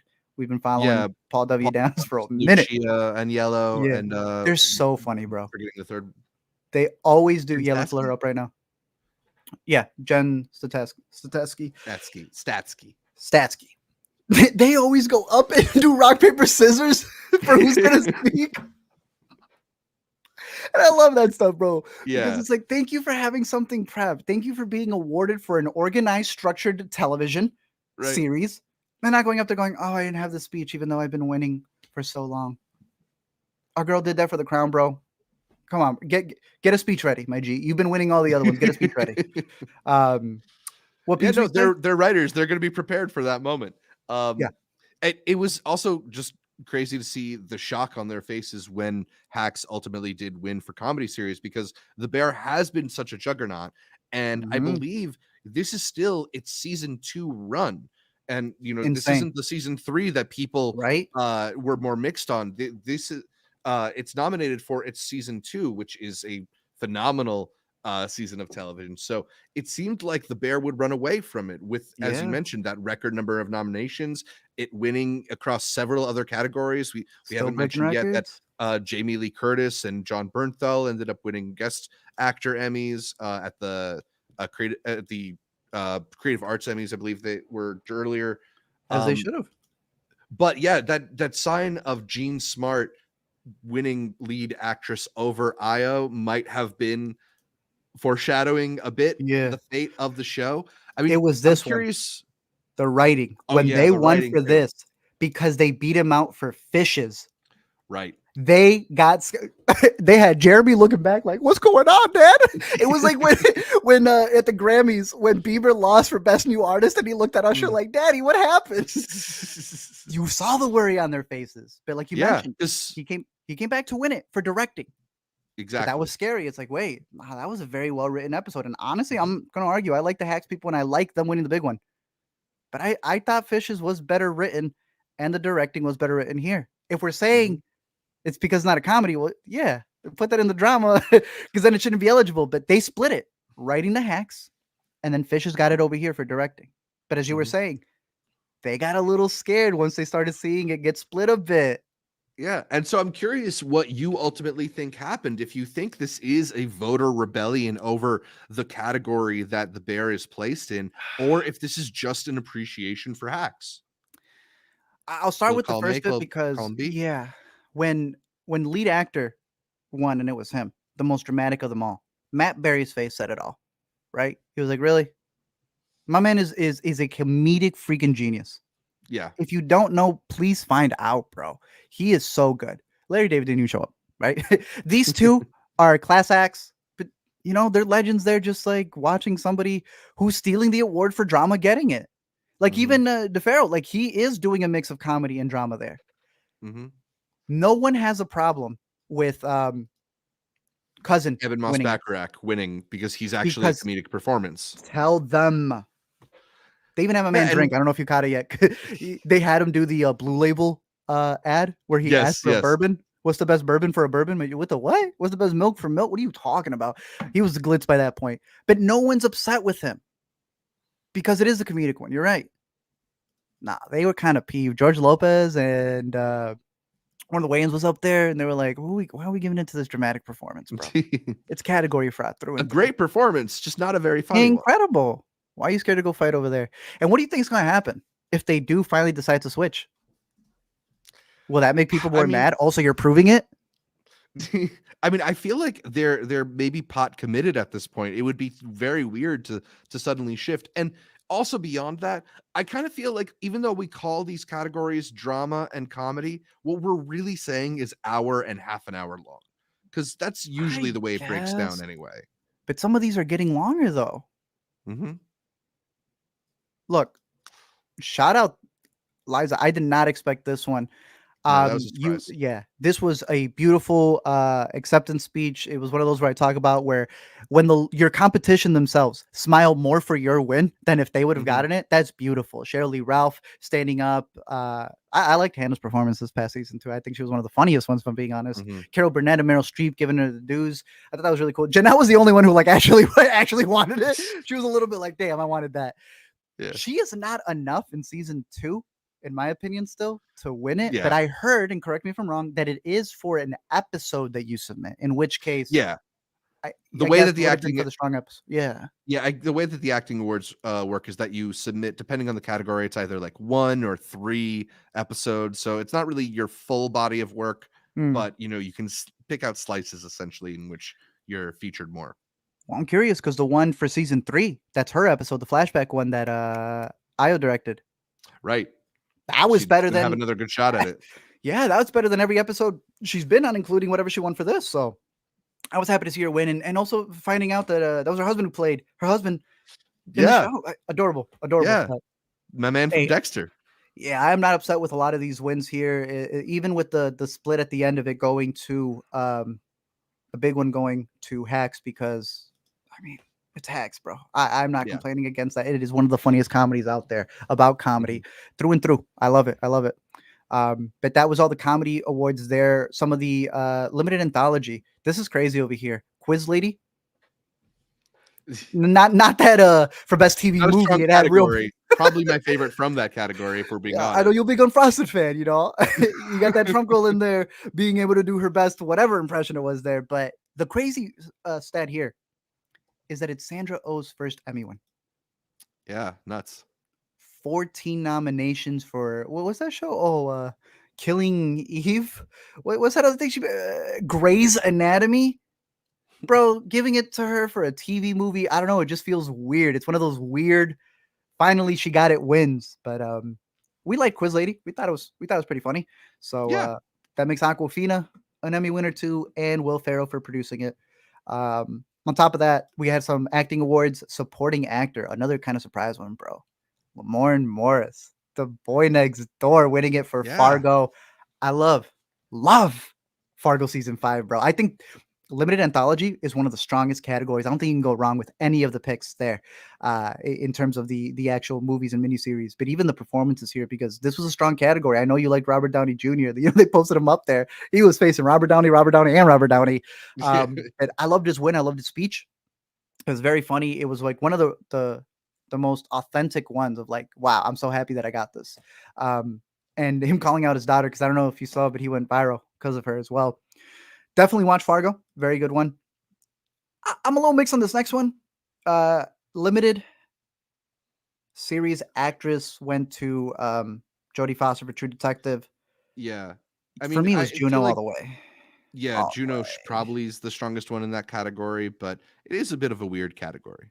It is weird because it's like the one thing they awarded the show for, with it being Right. like the indigenous representation. And I didn't think Callie was going to win her category, but she was better in the series, in my opinion. She got that. A little love for Ripley over here. Another strong one where I felt that Andrew Scott, who was also nominated for acting, and Dakota Fanning, who I thought this has been one of her best return to form performances in this series. And when directing, and rightfully so, he came out and gave his speech for that, competing against some really heavy contenders. But after that, I mean, you know who it was going for. Baby Reindeer, sweeping up everything, dude. For starters, the presentation for supporting actress, please watch that one, because that was the next one that I was going to recommend you. They got the bad guys to come out. So it was, what's his name, who played Homelander? Kathy Bates, nice. who's promoting her new show and looks incredible. And Gus Fring. They are so funny, bro. I'm not even gonna say the joke. Just watch that bit. It is so good. And then, like, what an awesome trio to present you the award. And she was so hilarious. She did this one bit where she was like, because she was in the play. For those who don't know, this was a stage play. She was in it. They then turned it into the series. She remained on it, and now she's got an Emmy for it. She had this one line where she's like, for the main guy, whatever his name is, Richard, I think.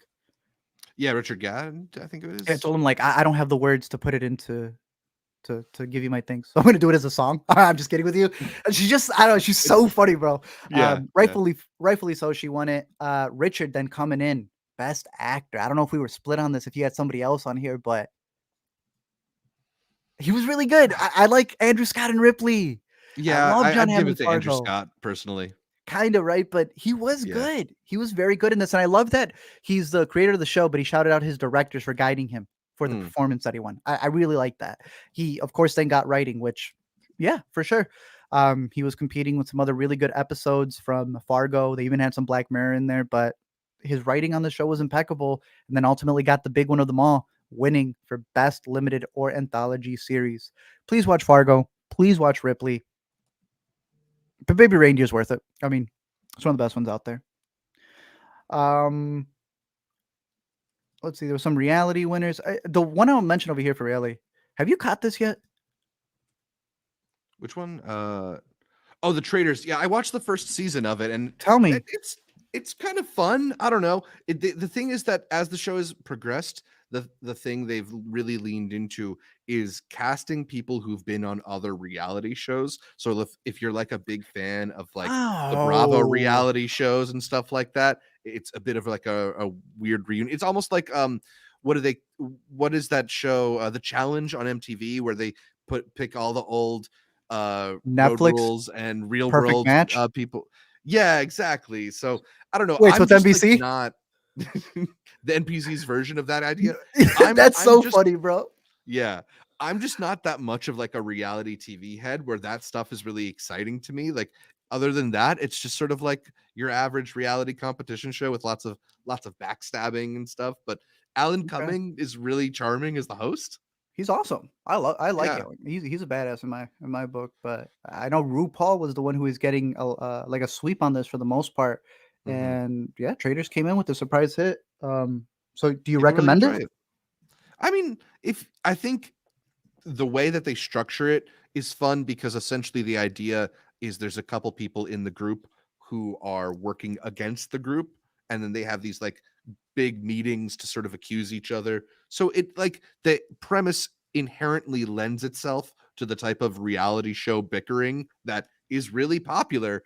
It just also like makes me feel small, and that lots of like we spend so much time on these like really I don't know, it's like very junk foody to me, and I don't know, if you like reality TV, I would recommend it. Otherwise it's not necessarily worth going out of your way for. So you're saying you're not tuning in for Tua Talk, the podcast from Hawk Tua Girl. You're only murders, guys. Talk Tua is a Talk Tua. No, why do you know? Great title. Gotta give her that at least. You gotta give the team that. Yeah. Your Only Murder in the Building group got one for nothing dealing with Only Murder in the Building. They won short form comedy, drama, or variety series, whatever that is, bro. I don't know what that is, but I mean, they're out there entertaining everybody for the Emmys. Yeah, they're never getting Emmys. Look, I consider myself a really big fan of Only Murders in the Building. Biggest one? Yeah, exactly. This is the first I've heard of this thing. Emmy award winning for short comedy, whatever it is. I know you'll be happy with this one, bro. Shout out the boy. I don't know if he had already won Yeah, one. That's this is awesome. his first Emmys win for Eric Andre. Beautiful. Honestly, Yeah. well freaking deserved. That man is a Mhm. hard working individual. Absolutely. I mean, a thing that you may not pick up on if you're not like a regular viewer of the Eric Andre show is he always does like some big body transformation for every season. So some Yes. one year he showed up really ripped, another year he showed up completely hairless from head to toe. And it just speaks to the like absurd jackassian type dedication that Yeah. he puts into this Adult Swim program. Through and through. I heard he had like he overdid his thighs for whatever reason. He just got massive thighs. Some really quick on the Emmy stuff for talk shows. Daily Show. I said the joke before he went up there to get it, bro. For one, for what on Mondays you wanted an award for showing up once a week. Hey, Mhm. please, let's go. It's not a bad deal. Nah, bro, we show up more on Mondays than he does. We got multiple shows going on. And it was the first thing he said. I love accepting this award for the Mhm. one show. But the big one, and it's like the one actual speech I told you to watch beforehand. John Mhm. Oliver winning. I mean, yeah, it's just him versus Saturday Night Live. And he's And definitely better than SNL right now. bro, right? And his speech was just beautiful. Just go watch it. It was dedicated to his dog. It's one of the very few times where they play music. It helps it, and then they fall back and add more time on the clock. Yeah. Highly, highly recommend it. One of my favorite speeches of the night. Uh, and then we wrap it up with some dramas. So obviously, I always include the stuff like you were mentioning that happened in the creative Emmys right off the bat, bro. Mr. and Mrs. Smith. I think you've been recommending it to me because you've seen some. Mhm. Michaela Cole, like I always forget she's in this. I gotta hop on it. She got the guest actress win for a drama, and rightfully so. The guest actor win, I'm gonna bring up for the entire Shogun sweep that they were almost doing. But Mhm. when did you stop? I don't know if to ask you episode, season, or year on the morning show.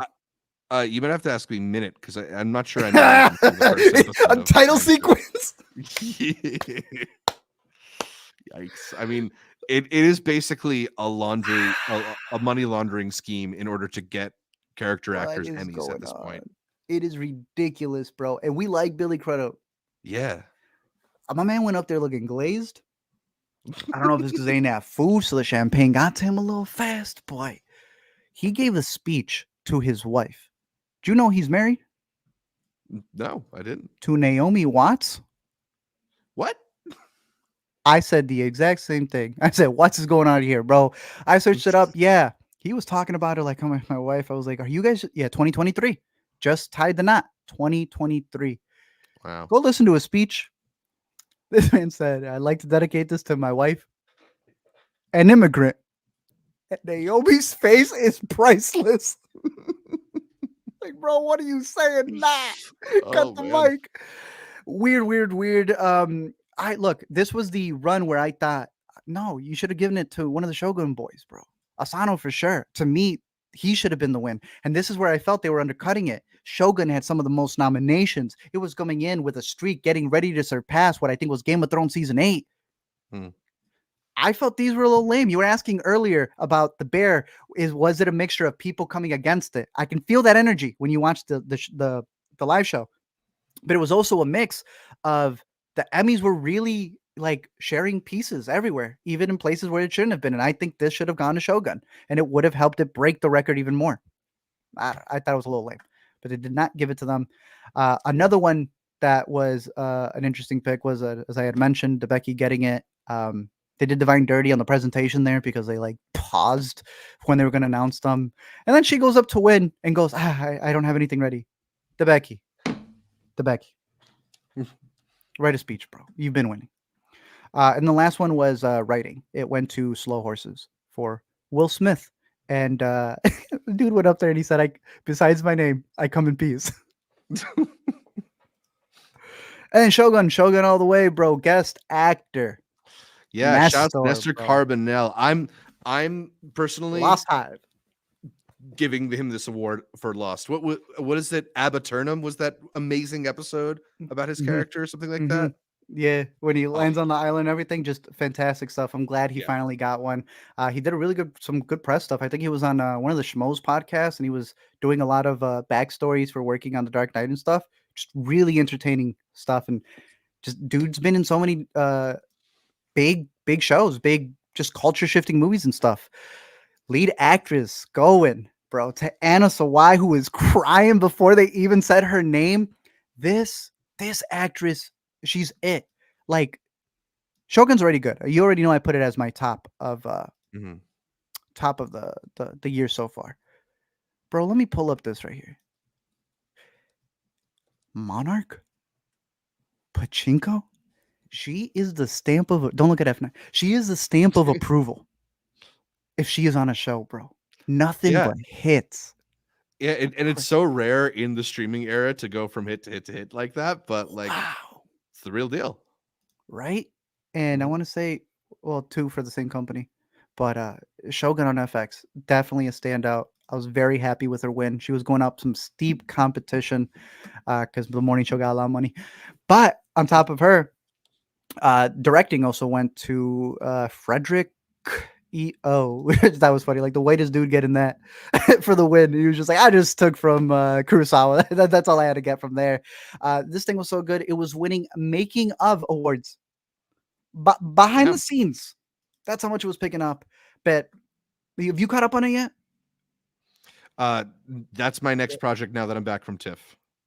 Quit everything. Don't go to New York Film Festival. Stay home. Watch this, bro. Oh, man. It's all because of this man right here. This man. Another lost alum, baby. Mhm. Maybe that's why I also just love the heart Everywhere. of the show. Hero Yeah. has been at this, he said, since Last Samurai, where he was the reason why a lot of these movies had that hump to it. He's like, but they would always just listen to me so far. He would go on, all the way to the Wolverine for Marvel, all these different things. But this was the time where he was the heart, soul producer and star. Getting that award for Best Actor, yeah, no, that was just like that needed to be cemented. What this man has done for the show is him fully going in and doing everything at 100% like he wasn't able to for all the other productions. And that's the heart and the reason why this thing stands out so much. The other actors who were here were good. I actually really like Walton Goggins. I really do. He's Mhm. got several seasons coming up. This was his to win, bro. And then obviously, since he is producer, he got to say what would have been the final words. And I like that he came out and he said it in Japanese as they won best drama. But he didn't get technically the final words because they made the drama award the second to last one. Remind me, has that always happened? I don't know. I I Like, would there's a guess that they possibility, but alternate it, but, like, I it thought it does was feel like weird, dude. drama is usually the big one. Maybe they had an idea that there would be a shock at the end of the night? The bear was gonna win or something. I don't look. Yeah. It kind of felt like the Oscars thing with Bozeman. Yeah. They try to make it a thing like that, but I don't know. I think you leave it to drama to say the final words of the night, and they I don't know, they finagle it. It was comedy at the end of it, and it was really to get a Schitt's Creek reunion with again. We started the episode talking about O'Hara, wrapping it up with also talking about O'Hara having one of the best announcements. If I'm not being if I'm being Mhm. honest, you got to check it out. But the full thing, she does a really funny bit that didn't make it to the ABC upload on YouTube. It's a really funny presentation. Definitely check that out. But Nice. Shogun, winner of the night, and overall, just honestly, it was a great Emmys because you sometimes look at the winners and you talk about snubs or whatever else. No one's talking about snubs. Nothing. Nothing. It was a Yeah. solid year of nominations, but you take the wins list, you got yourself a watch list. I think Mhm. all of those are damn near must watches. A fantastic bit for it. So Emmys, pretty solid this year, and some good picks for the week for y'all to catch up Yeah. out there. Bunch of worthy winners for sure. But that is it for this week's show in terms of all the movie news, movies to cover, all that good stuff. Give a big shout out to the biggest people who make this show run. Yeah, the Emmy winners in our hearts, the Intercuties, those of you who are supporting our show over on Patreon or right here on YouTube on the Academy tier. We have Tushar, Cademan, Connor, Josh, May, Ricky, Joe, Wiley, Benji, Matt, Jeremy, and Michael, I guess. We also have producer level patrons Toon and Brandon G. And one more shout out to our newest Intercutie tier member, Fanny G13, because I mispronounced that last time. It's like the last two syllables Okay. of Stephanie, Funny G13. So Oh, shouts to all of you who continue supporting the show, and a reminder that if you want to become an inner cutie and join in on all the fun, that you can do that either by clicking the join button right here on YouTube, or by heading over to patreon.com/intercutpod, where you can sign up for a $3 a month membership, or a bit more than that if you really do love this show. It's a solid deal. You $3 a month only works out to $36 a year, and that helps continue supporting the show, making sure that we can keep bringing you all sorts of access to movies and discussions of films right after their festival premieres. We just got back from Toronto. I'm doing New York soon. Art's got Chicago coming up, so we're gonna have a lot of movies for you to Sliff. add to your watch lists. Shout out Sliff. And even if you don't have the means to support financially, you can head over to patreon.com/intercutpod and join for free to get updates about the show and a look into our upcoming schedule of episodes. It's a great way to just keep up with what's going on here in Intercut World. You can also, if you Sick, are a member of the show, you get access to episodes early. You get access to our monthly video chats with patrons. It's a bunch of cool stuff. So check out Patreon, check out our memberships here on YouTube, and just keep checking out the show. We really appreciate that. Shouts out to listeners in South Africa. We got a couple comments from South Africa Yeah. recently. Yeah, we're all over the world. Appreciate y'all. I think Zach had a pitch. He wanted to do this like movie watch along thing, and I had pitched a couple, but he said he wanted to do "Am I Racist?" So if you sign up now, you'll be able to make it to the commentary track. Was it? Although he wanted to do the woman one. Sorry, he wanted to do "Am I a Woman?" So we'll be doing Yeah, that there we one go, there for we the go. October And one. So make sure it's to the sign whole up. MI series. You can't really appreciate them unless you see them. Bro, it all. really is, isn't it? Oh, I know we had some questions as well. I was seeing some people talk about what their thoughts for next year is going to be for the Emmys. As you bring some other ones up, Pink Sweet's talking about Interview for a Vampire in Industry. Definitely Industry. I got to catch up on Interview, but I see that one being a big one. Toon I mean, it bringing up definitely feels while like you're in New York. industry.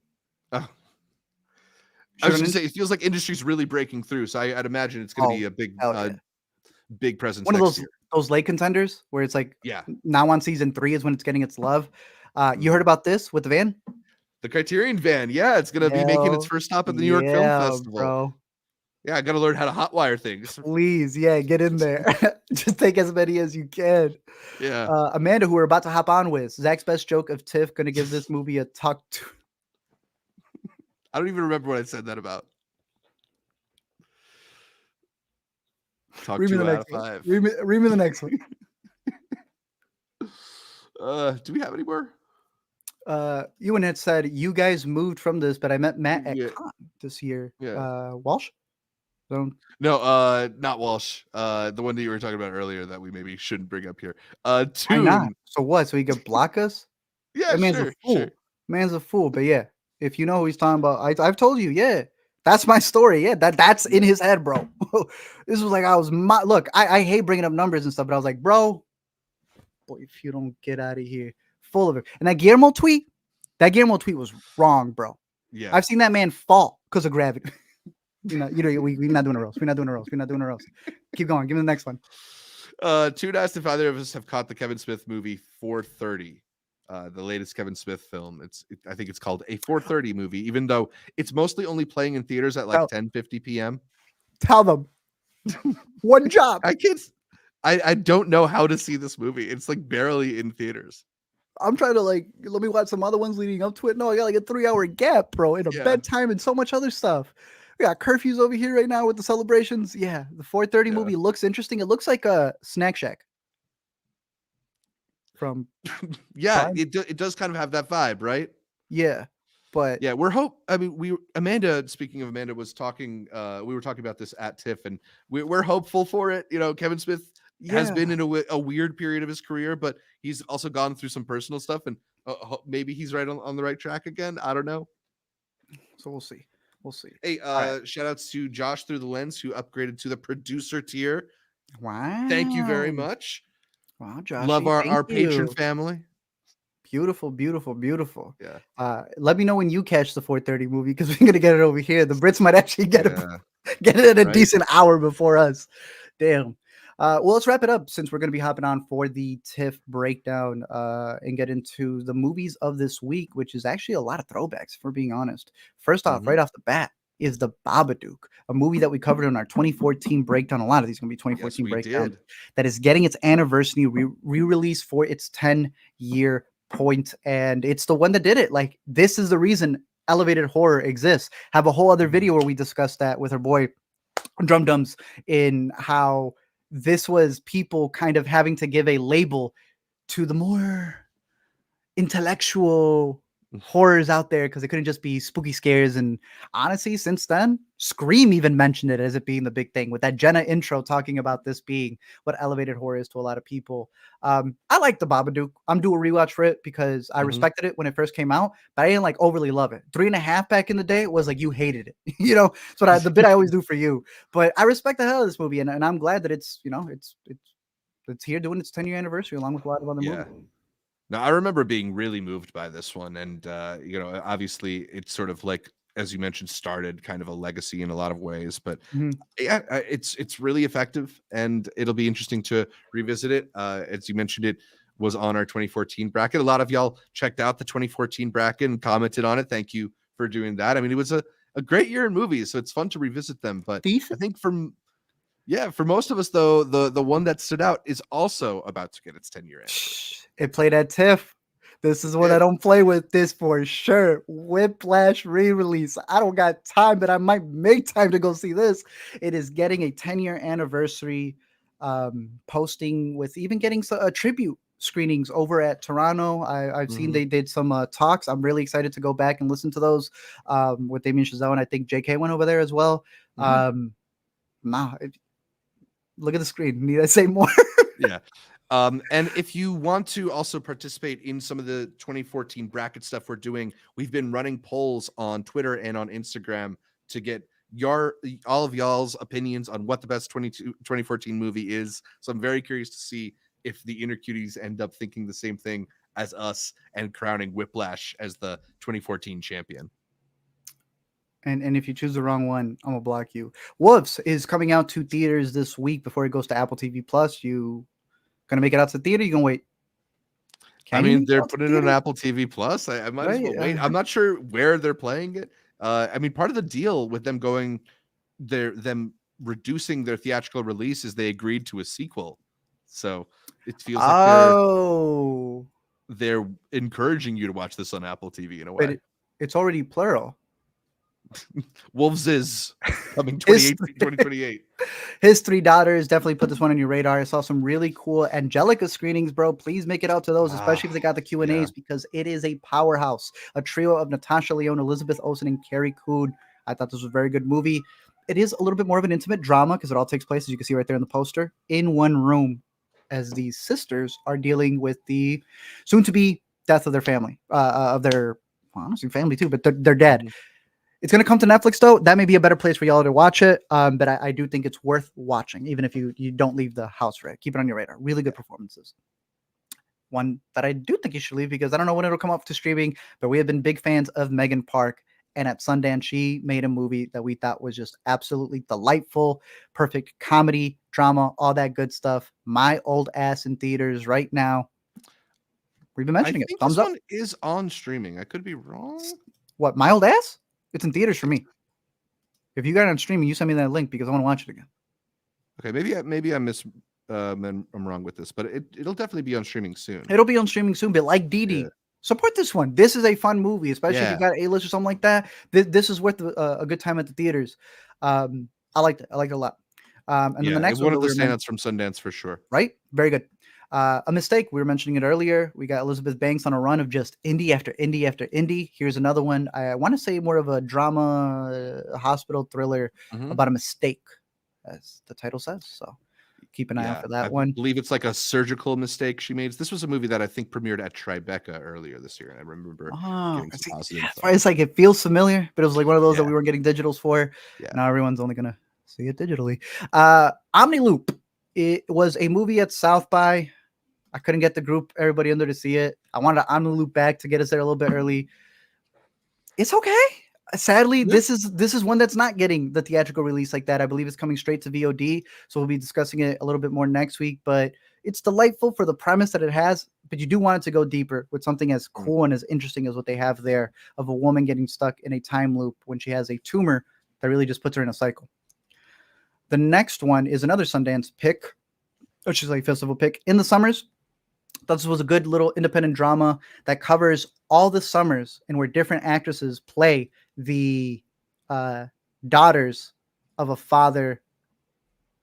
You say suffers from alcoholism, but really it's them who end up feeling the effects of it. I thought this was a really well done one. I had the front row seat. I got to release my what's it called, premiere video of it. I was like a fucking weirdo just right in front of them, filming everybody there. But it is a stacked cast. I think all of the actors in this movie fire on all cylinders. A very intimate drama. It will be out in theaters, and then eventually, like we're saying, in a month, these things come out on VOD, bro.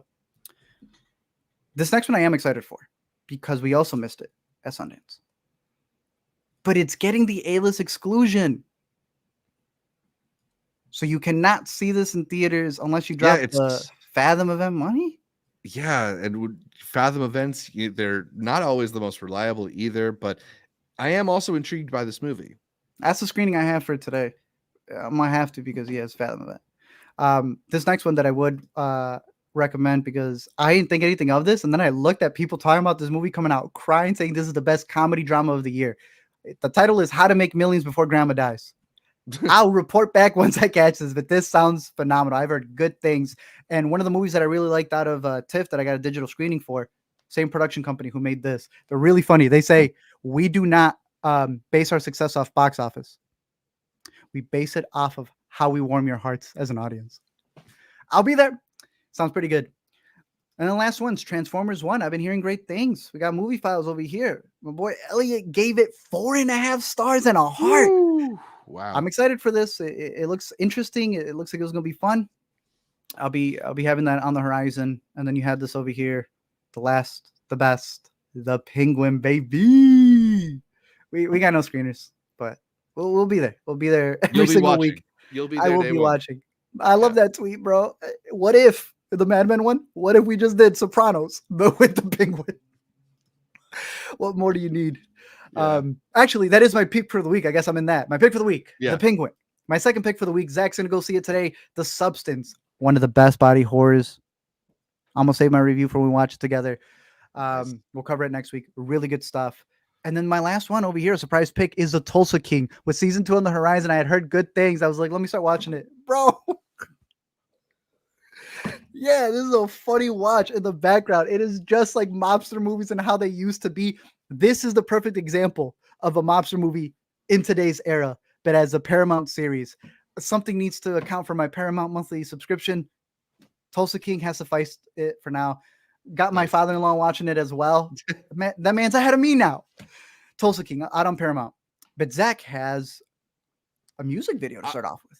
Yeah, I was just blown away by the new A$AP Rocky video, Taylor Swift. I don't know if you've had a chance to catch this. I heard the song, but not the video.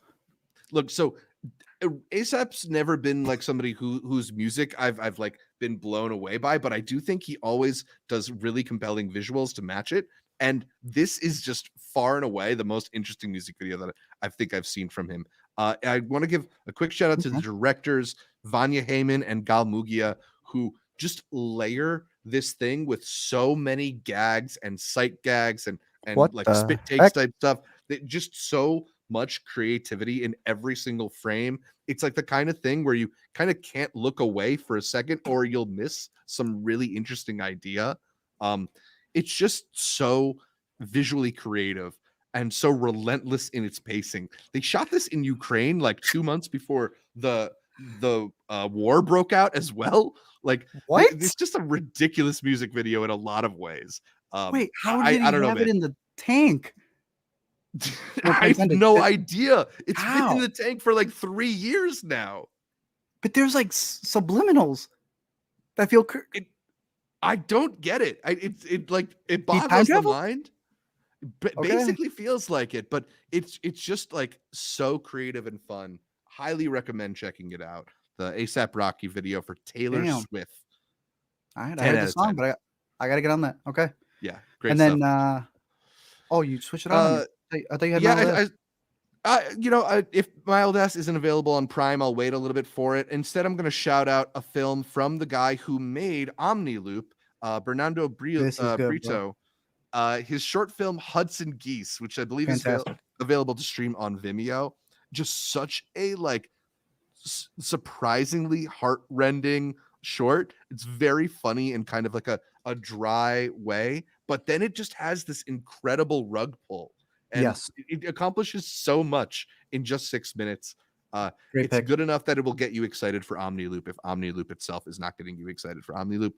But my Good. last recommendation is a movie that's hitting limited theaters this week. I believe we'll be Hey. expanding over the next couple. It's called A Different Man.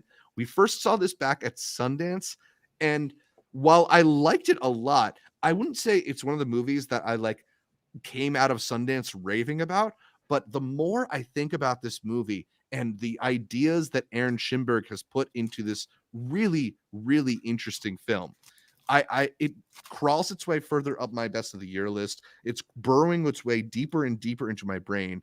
All the really interesting questions that he has about the self-image and representation and just how we navigate the world, whether whether culture makes us or we make ourselves within the culture. I think Mhm. it's probably, if not the smartest movie that I've seen this year, then among them.